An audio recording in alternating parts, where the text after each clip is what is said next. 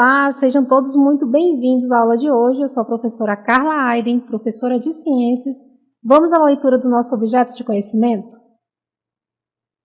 Aula 15. Objeto de conhecimento. Aspectos quantitativos das transformações químicas.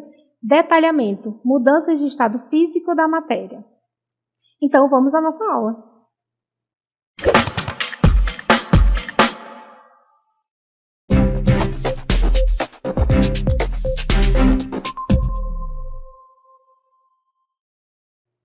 Olá, estamos aqui no nosso CMEA News com a previsão do tempo. Vocês podem perceber aí nas nossas imagens que temos pancadas de chuva, formação de geada e nevoeiros em vários lugares. Portanto, a nossa aula de hoje é sobre a matéria, sobre como ela pode se apresentar na natureza, assim como a água, nos estados sólido, líquido e gasoso, e as transformações que envolvem aí esses estados físicos da matéria. Portanto, vamos ao nosso conceito de matéria. Matéria é tudo que tem massa e ocupa lugar no espaço. Portanto, matéria é tudo que existe. O corpo de um ser vivo é matéria, uma estrela é matéria, a atmosfera e os objetos à nossa volta, tudo é matéria. Essa matéria ela é constituída de átomos. Os átomos eles são a menor parte estrutural da matéria que mantém aí a sua composição química. Esses átomos eles se juntam aí para formar a matéria e eles vão formar estruturas chamadas de moléculas. E é justamente o grau de agitação dessas moléculas que vai determinar o estado físico em que a matéria se encontra na natureza. Vamos compreender aí melhor visualmente o que é um átomo e as moléculas. Perceba que a gente tem um copo de água. Nesse copo de água, nós temos esse conjunto formado por dois átomos de hidrogênio. Percebam aí duas bolinhas brancas que remetem aí ao átomo de hidrogênio. Então, percebam aqui que eu estou evidenciando para vocês. Esses dois átomos de hidrogênio estão junto com o átomo de oxigênio, apenas um átomo de oxigênio. E esse conjunto desses três átomos formam o que nós chamamos de molécula da água, que é H2O. Então, assim como a água tem a sua constituição molecular, todas as outras matérias também vão ter. E é justamente o grau de agitação dessas unidades aí que vão fazer com que a matéria se apresente de diferentes formas na natureza. Então, a matéria ela não está inerte na natureza. Ela passa por constantes transformações. Essas transformações podem ser químicas ou físicas. Vamos observar aqui, vejam só, as transformações químicas. Por definição, as transformações químicas são mudanças que alteram a composição da matéria, vão alterar lá a sua aparência molecular, formando novas substâncias. As características das transformações químicas são: elas envolvem reações químicas, também são em muitos casos irreversíveis. Durante esse processo da reação ou da transformação química, há evidências desse processo que podem ser a produção de gás, mudança de cor durante esse processo, formação de precipitado ou liberação de energia na forma de luz e calor. Então, todas essas características evidenciam aí uma transformação química. Outro tipo de transformação são as transformações físicas, mas antes nós vamos ver aqui um exemplo de transformação química, que é quando nós queimamos aqui a madeira. A madeira ela é constituída de celulose. A celulose, quando ela passa por um processo de combustão, quando você queima a madeira, ela vai se transformar nesse processo. Ela vai deixar de ser celulose e vai se transformar em dióxido de carbono, água, e quando a combustão é um processo incompleto, ela vai transformar-se também em cinzas. Então, percebam que há uma mudança aí da aparência e da constituição química da matéria, evidenciando aí uma transformação química. As outras transformações que acontecem na matéria são as transformações físicas. E, por definição, essas mudanças ou transformações físicas não alteram a identidade química da substância ou da matéria envolvida nessa transformação. Quais são as características? Não há formação de novas substâncias, ou seja, aquilo que a matéria é no princípio da transformação, ela continua sendo ao final. Geralmente são reversíveis. E o que vai mudar é só apenas a sua forma, o seu estado físico ou a sua aparência. Como exemplo, nós temos aí toras de madeira. Se você pegar a madeira e pegar um teçado ou um machado e cortar essa madeira em pedaços pequenos, a celulose presente na madeira não vai deixar de ser celulose. O que você vai ver são pedaços de madeiras menores, porém ainda com a mesma constituição química, que é a celulose. Então, essas são as transformações que a matéria passa na natureza. O que nos interessa hoje são justamente essas transformações físicas, pois é nesses processos de transformação física que nós vamos encontrar os estados físicos da matéria. Os estados físicos da matéria são o sólido, o líquido e o gasoso.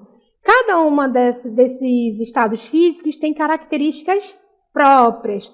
Percebam que nos nossos recipientes tem as bolinhas vermelhas que representam aí as partículas ou constituintes da matéria que nós estamos aqui analisando. Vamos falar da água, que é o exemplo mais comum na natureza. Então, a água no estado sólido, ela vai apresentar as suas partículas como? Elas vão estar muito próximas umas das outras. Percebo que eu estou falando da água, mas isso serve para todos os tipos de matéria, ok? Então, no estado sólido, essas moléculas, esses constituintes da matéria estão bem próximos e arranjados e bem organizados.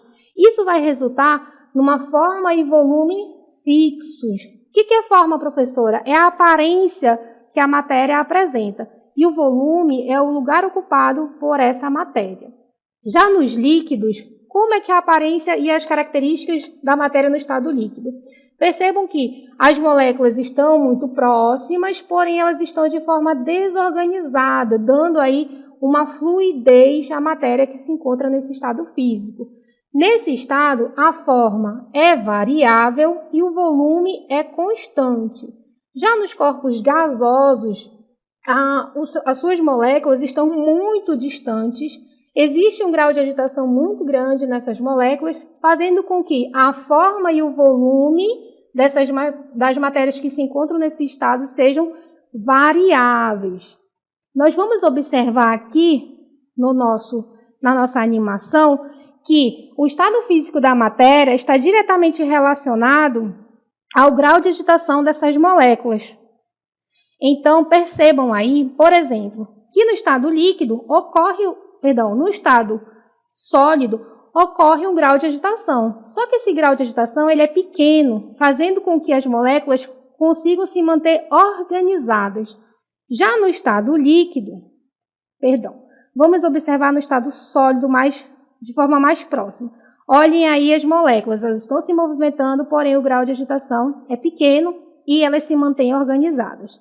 Já no estado líquido, observem aí que o grau de agitação é um pouco maior e já não apresenta a mesma organização, fazendo com que a matéria no estado líquido seja mais fluida, fazendo com que ela mude aí de forma mais facilmente.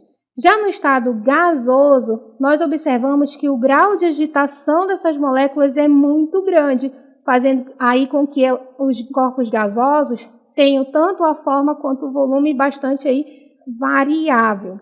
Professor, e o que faz com que essas partículas elas se movimentem em diferentes graus? Isso está relacionado a fatores como temperatura e pressão atmosférica. O grau de agitação vai depender aí da relação desses dois fatores. Então, fatores como a pressão e a temperatura agirão diretamente no nível de agitação das moléculas, que refletirá no seu estado de agregação molecular. O que é o estado de agregação molecular? É justamente a proximidade entre essas moléculas. Quando nós injetamos energia na forma de calor num corpo, a presença do calor vai fazendo com que essas moléculas se agitem. E quanto mais agitadas elas estiverem, menor é o grau de agregação molecular. Ou seja, quanto maior a energia injetada nesse corpo, mais as moléculas vão ficar agitadas e mais distantes também elas ficarão, resultando aí nos estados físicos da matéria, sólido, líquido e gasoso. Portanto, vejam só, temos aqui as mudanças de estado físico, né? Porque se nós promovemos aí a agitação maior das moléculas, elas vão mudar de estado físico. Se nós retiramos energia, retiramos calor desse corpo, o grau de agitação será menor, isso também vai resultar em mudança de estado físico. Então, nós temos aqui o estado sólido, líquido e gasoso. Quando nós falamos das transformações que vão do sólido para o líquido e do líquido para o gasoso, nós chamamos essas transformações de transformações endotérmicas. Isso quer dizer o quê? Que a matéria ela vai ganhar energia na forma de calor, ou seja, quanto mais calor ela recebe, maior é o grau de agitação molecular e menor é a agregação dessa matéria, fazendo com que ela passe por essas transformações do sólido para o líquido e do líquido para o gasoso. E o processo inverso acontece? Também acontece. A matéria pode passar do gasoso para o líquido, do líquido para o sólido. Só que nesses processos, nós chamamos eles de processos exotérmicos, ou seja, a matéria está perdendo calor. Se ela perde calor, o grau de agitação diminui. E se o grau de agitação diminui, isso vai fazer com que o grau de agregação, de proximidade dessas moléculas seja maior. Então, vamos observar na nossa imagem as transformações físicas que acontecem, sejam elas endotérmicas ou exotérmicas. Vejam só na imagem. A transformação do estado sólido para o estado líquido chama-se fusão. Isso é quando você pega um cubo de gelo, você tira da geladeira, põe lá no seu copo de suco e nós percebemos que a temperatura ambiente, aquele gelo vai deixar de ser sólido e se transformar em líquido. A outra transformação que acontece é do estado líquido para o estado gasoso. Isso se chama vaporização. A vaporização ela pode acontecer de 3 formas diferentes. Ela pode ser por evaporação, ebulição e calefação. Todas elas são marcadas pela transformação do líquido para o gasoso. Então, o que difere uma da outra? O que difere é a velocidade com que essa transformação acontece. No caso da evaporação, a transformação ela é lenta. A água vai passar do estado líquido para o estado gasoso, porém de forma muito lenta. Um exemplo disso é quando você estende a sua roupa no varal. Então, não é de 5 minutos que a água vai evaporar. É um processo lento. Depois de algumas horas, você vai perceber que a sua roupa está seca. E o que aconteceu com a água? Ela evaporou. Já na ebulição, é um processo rápido, onde esse processo tem por característica a formação de bolhas. Quando você vai fazer o seu cafezinho, você põe lá a água no fogo e, de repente, com o aumento da temperatura, você percebe a formação de bolhas no meio líquido. Aquilo ali é a transformação da água do estado líquido para o estado de vapor, só que de forma rápida. E no caso da calefação, é quando essa transformação ela é muito rápida. E uma característica desse processo é quando a matéria ela chia. Então, você já deve ter esquecido a sua panela no fogo e, de repente, a água caiu em cima. O que aconteceu com essa água? A bolinha de água começou a pular e chiar durante o processo de transformação. E isso aí caracteriza a calefação. Vamos continuar, então, na nossa imagem. Nós podemos observar que essa matéria pode passar pelo processo inverso, né? Ela pode voltar do estado gasoso para o estado líquido. Do gasoso para o líquido, nós temos o quê? A condensação. Um exemplo disso é a chuva. Então, a água em estado de vapor está lá nas nuvens e, devido à queda de temperatura, o que acontece? Ela acaba caindo, né, das nuvens na forma de água líquida. Então, é um processo aí que marca a condensação. Já da mudança do estado líquido para o estado sólido, nós temos a solidificação. A solidificação é quando você pega lá a sua água em estado líquido e põe no congelador e quando você vai olhar depois de um tempo, ela está congelada. Então, isso é solidificação. Então, nós temos também aqui 2 transformações não tão comuns na natureza, mas que elas podem aí ocorrer em vários locais. Então, a gente tem, da mudança do sólido direto para o gasoso, nós temos aqui a sublimação. Característica desse tipo de mudança. Durante essa passagem, não há passagem da matéria pelo estado líquido. Isso é característico da sublimação. Da mesma forma que nós temos aí, direto do estado gasoso para o estado sólido, nós temos a ressublimação, que também é marcada pela ausência do estado líquido da matéria. Um exemplo de sublimação é a naftalina. Você já deve ter usado aí na sua casa naftalina, que é uma substância lá que você põe nos armários, no guarda-roupa. Ela diminui de tamanho, mas você não vê ela no estado líquido. Então, a naftalina é um exemplo aí de sublimação. Já na ressublimação, que é a passagem do gasoso direto para o líquido, para o sólido, perdão, a passagem direta do gasoso para o sólido, nós temos aí as chuvas de granizo, né, que é quando a água já cai do céu na forma de pedrinhas de gelo. Então, é um exemplo de ressublimação. Portanto, essas são as transformações físicas pelas quais a matéria pode passar. Vamos ver algumas propriedades físicas da matéria? As propriedades físicas da matéria são características observáveis ou mensuráveis, sem que haja alteração na composição química da substância. Ou seja, podemos ver, medir ou sentir essas propriedades sem transformar a substância em outra. Podem ser usadas para identificar a matéria ou as substâncias. Nós vamos falar, existem várias propriedades, né, físicas da matéria, nós vamos falar de duas que estão relacionadas às transformações físicas da matéria, que é o ponto de fusão. E o que é o ponto de fusão? É a temperatura. É a temperatura com a qual ocorre a transformação do estado sólido para o líquido ou vice-versa.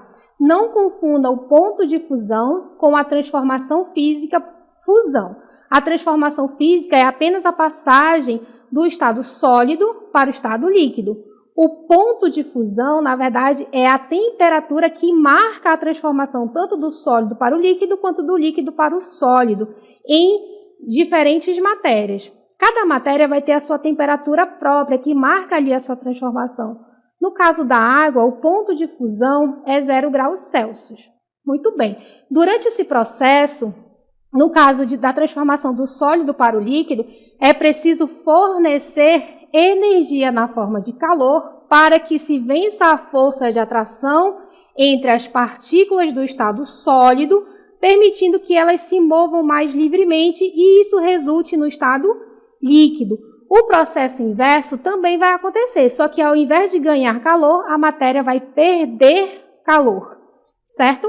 E o outro ponto que nos interessa nessas transformações é o ponto de ebulição. No ponto de ebulição, é justamente a temperatura na qual a substância passa do estado líquido para o estado gasoso e vice-versa. Então, não esqueçam, nós estamos falando da temperatura no ponto de ebulição e não da transformação física ebulição. Para que ocorra a transformação do líquido para o gasoso, é necessário também fornecer energia para que se quebre a força de atração entre as moléculas do líquido e permita que elas passem para o estado gasoso. E se for do gasoso para o líquido? Só que ao invés de injetar energia, nós vamos retirar energia para que as moléculas elas possam diminuir o seu grau de agitação e ela possa apresentar um grau de coesão maior, ou seja, de proximidade entre as moléculas. Percebam só na nossa imagem que nós temos aí a marcação do ponto de fusão e de ebulição da água. Mas eu vou repetir para vocês. Essas temperaturas, elas servem para a água, né? Outras substâncias terão outros valores de temperatura. No caso do ponto de fusão da água, 0 graus Celsius.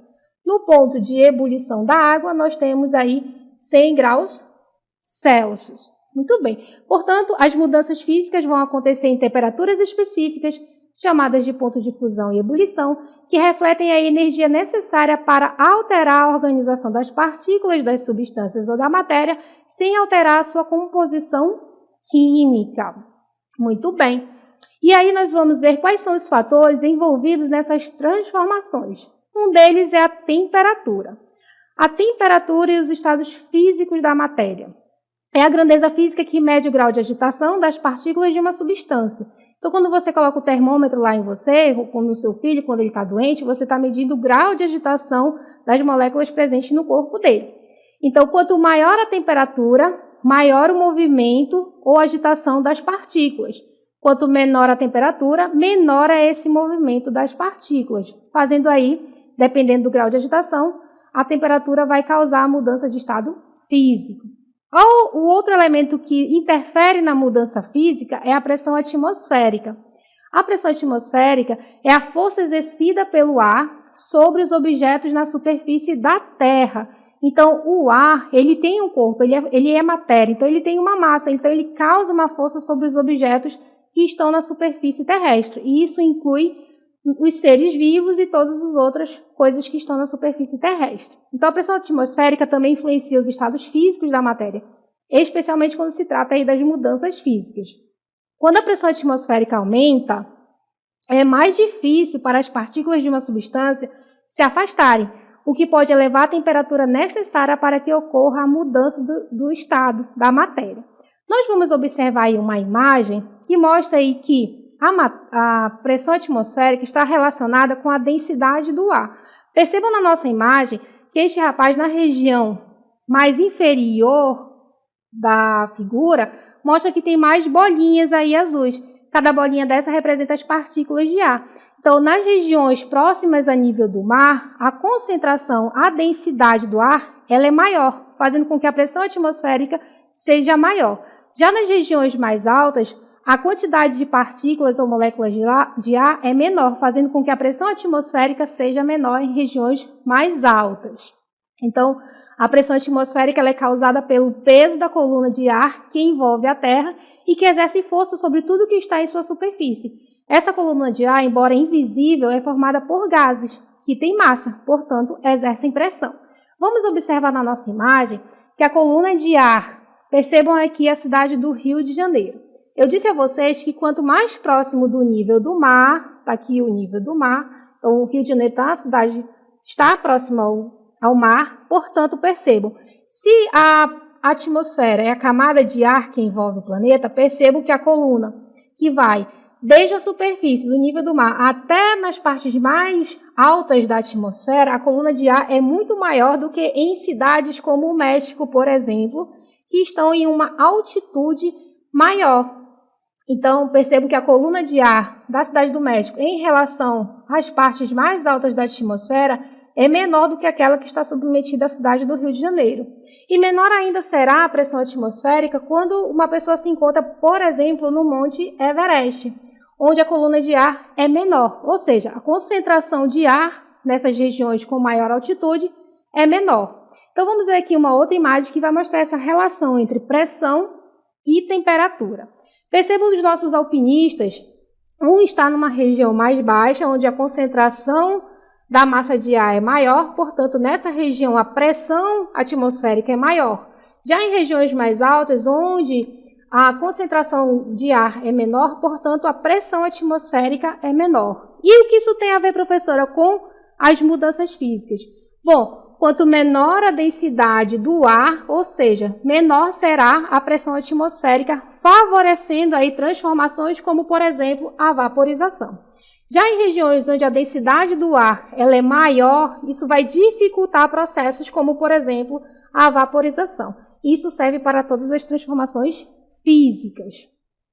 Portanto, vamos observar aqui o que acontece dentro da panela de pressão. Ela é um ótimo exemplo sobre essa questão entre a temperatura e a pressão atmosférica, influenciando aí as transformações físicas. Percebam que quando o ar aquece dentro da panela, a agitação molecular ela aumenta, favorecendo aí a transformação do líquido para o gasoso. Conforme a temperatura vai aumentando, a pressão dentro da panela também vai aumentando. Portanto, a panela de pressão, ela cozinha os alimentos mais rápido porque o vapor que se forma dentro dela não consegue escapar totalmente, aumentando a pressão interna da panela. Quando a pressão sobe, o ponto de ebulição da água também aumenta, passando aí dos 100 graus Celsius para cerca de 120 graus Celsius. Essa temperatura mais alta faz com que os alimentos cozinhem mais rápido e fiquem mais macios. E a válvula de segurança, que é aquela parte que chia na panela de pressão, ela evita aí que a panela exploda e cause acidentes. Portanto, nós verificamos que a pressão e a temperatura, elas têm uma relação direta aí com as mudanças de estado físico. Podemos concluir o seguinte, então, a temperatura e a pressão atuam juntas nas mudanças de estado físico da matéria. A temperatura fornece energia necessária para que a agitação das partículas para provocar a mudança de estado físico, né, como, por exemplo, a fusão e a evaporação. Já a pressão, ela vai influenciar aí na facilidade com que isso ocorre. Em locais em alta pressão, é preciso mais calor para a mudança acontecer. como nós vimos dentro da panela de pressão. Como a pressão é muito grande dentro da panela, o que acontece? É necessário elevar o ponto aí de ebulição da água para que essa transformação aconteça do líquido para o gasoso. Em locais com baixa pressão, menos calor é suficiente aí para causar essa alteração. Assim, a matéria só muda de estado quando há um equilíbrio entre a energia térmica recebida, a energia térmica é o calor, tá, gente? E a pressão do ambiente que age sobre essas partículas. Essas mudanças de estado físico, elas podem ser observadas em gráficos. Para que a gente possa aí fazer a leitura do nosso gráfico, antes nós temos que entender aí dois conceitos, o de substância e o de mistura. A substância, o que ela é? Ela é um material formado por um único tipo de componente, ou seja, de átomo ou molécula. Então, percebam aqui na nossa imagem que nós temos dois quadrados representando as substâncias. Cada bolinha dessa dentro dos quadrados, isso representa um sistema ou um recipiente contendo uma substância. Cada bolinha representa um átomo. Então, percebam que neste primeiro quadrado, nós temos aqui um único tipo de bolinha, mostrando aí uma substância pura do tipo simples, que é formada por um único tipo de átomo, como, por exemplo, o gás oxigênio, que é formado por dois átomos de oxigênio. Já no segundo recipiente, ou quadrado, aqui representa também uma substância pura, só que é uma substância pura composta. Isso significa o quê? Que dentro desse recipiente eu tenho uma única substância, só que ela é formada por dois átomos diferentes. No caso aqui, a bolinha amarela é um átomo e a bolinha azul é um outro átomo. Mas elas juntas, esses átomos juntos, formam um único tipo de substância.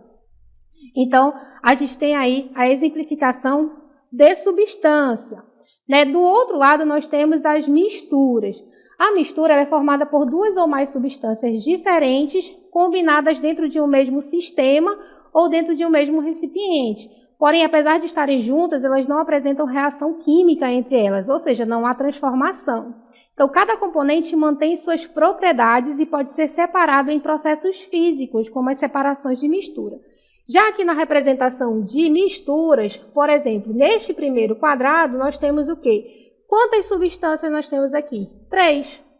Essa primeira representada pela junção de dois átomos azuis com esse átomo vermelho. Nós temos essa segunda substância aqui formada por dois átomos azuis e temos essa terceira substância aqui formada por dois átomos vermelhos. Então, percebam que a mistura é a presença de duas ou mais substâncias presentes dentro de um mesmo sistema. Nesse segundo quadrado, nós temos quantas substâncias aqui dentro dessa mistura? Nós temos duas substâncias.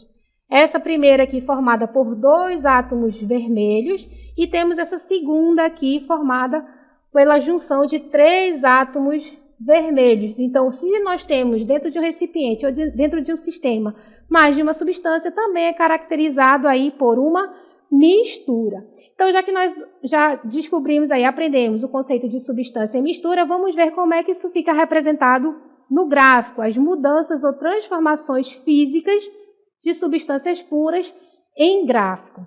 O que nós devemos notar aqui? Que há essa linha horizontal marcando o tempo, enquanto nós temos essa linha vertical aqui marcando a temperatura. Muito bem. Então, conforme o tempo passa, percebemos aqui na marcação do meio que a temperatura ela vai se alterando, ela vai subindo. E percebam na nossa imagem que nós temos aqui dois pontos importantes. Nesse ponto aqui, nós temos o ponto de fusão. O ponto de fusão. E neste outro ponto, nós temos o ponto de ebulição. Percebo que nós estamos falando da água, 0 graus Celsius e 100 graus Celsius. Percebo que nesses pontos de fusão e ebulição da água, nesse momento não há alteração da temperatura. Percebam aqui que a linha aqui, continua reta, ou seja, a temperatura não está mudando no ponto de fusão e ebulição. E essa não mudança da temperatura durante as transformações físicas, ela é marcante aí nas transformações de substâncias puras. Nosso outro gráfico, nós já temos aí as transformações físicas em misturas. Nas misturas, nós podemos observar um comportamento diferente. Que comportamento é esse? transformações de misturas. Percebam que o ponto de fusão e o ponto de ebulição, a temperatura não é constante, há uma alteração aqui da temperatura. E por que isso acontece? Porque nas misturas não há um ponto de ebulição e de fusão fixos. Então, enquanto a matéria está passando por esse processo de transformação, a temperatura continua aumentando. Se estiver perdendo calor, a temperatura vai cair e essa queda é constante também. Portanto, essa foi a nossa aula de hoje. Eu espero que vocês tenham gostado. Até a próxima aula.